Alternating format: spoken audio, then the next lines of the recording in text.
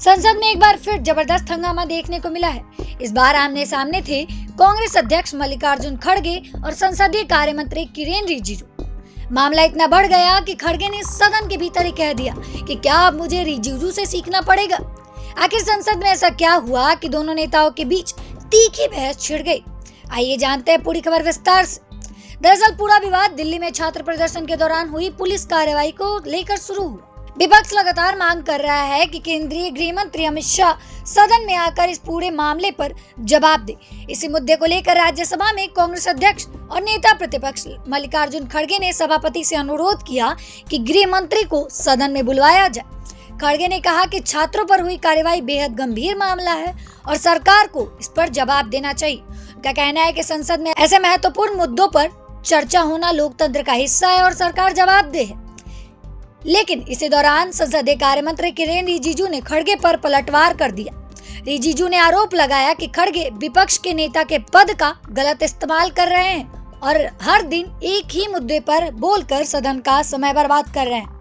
रिजिजू के इस बयान पर खड़गे काफी नाराज हो गए। उन्होंने सदन में कहा, क्या अब मुझे रिजिजू से सीखना पड़ेगा?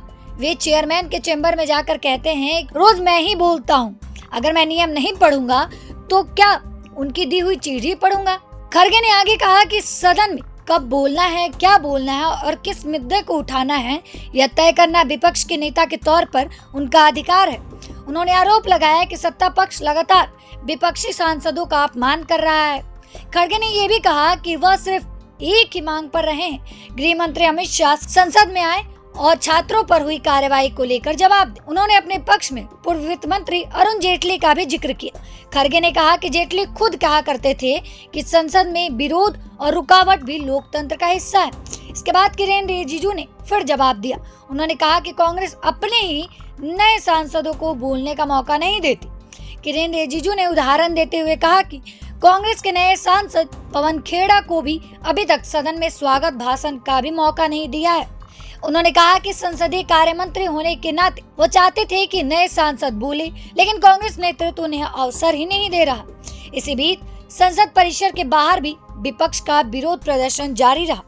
विपक्षी सांसद ने अमित शाह के खिलाफ पोस्टर लेकर प्रदर्शन किया और छात्र आंदोलन पर हुई पुलिस कार्रवाई को लेकर सरकार से जवाब मांगा। उधर लोकसभा में भी हंगामे के कारण कार्रवाई ज्यादा देर तक नहीं चल सकी। सदन शुरू होते ही विपक्ष ने नारेबाजी शुरू कर दी, जिसके बाद कार्यवाही दोपहर तक के लिए स्थगित कर दी। राज्यसभा में भी बार बार हंगामे की वजह से कार्यवाही कई बार रोकनी पड़ी। सत्ता पक्ष और विपक्ष लगातार एक दूसरे पर आरोप लगाते रहे।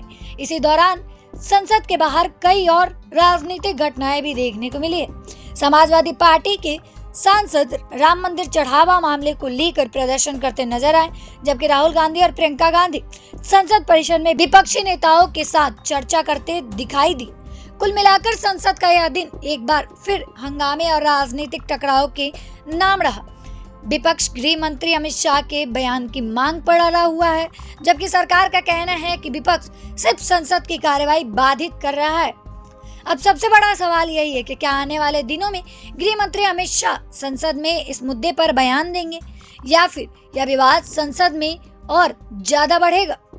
अब सबकी नजर इसी बात पे टिकी हुई है। आपकी राय क्या है, हमें कमेंट बॉक्स में जरूर बताइएगा।